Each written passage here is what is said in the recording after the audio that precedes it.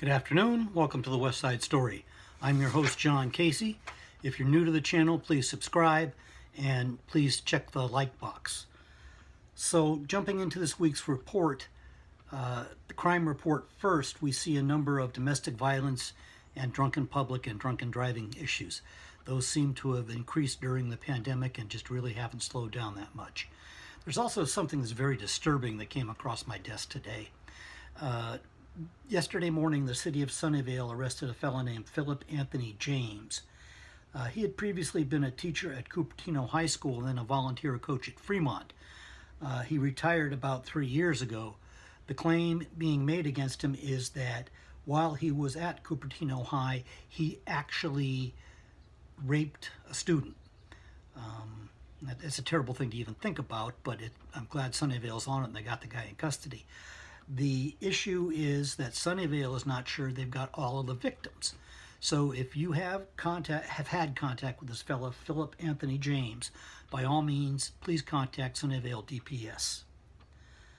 Thanks. Library continues with their wonderful programs. They've got a new one this week that I thought was pretty interesting in Zoom. It's virtual, but it's about the path to home ownership.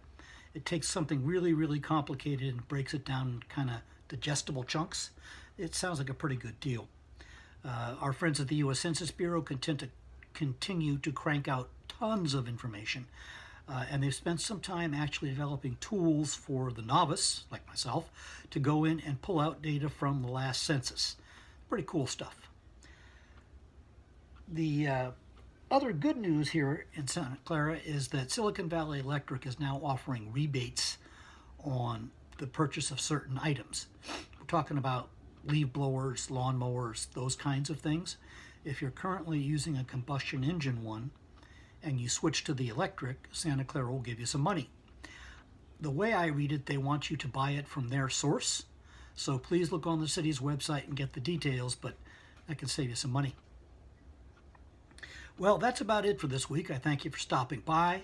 If you have any questions or comments, please drop them in the area below.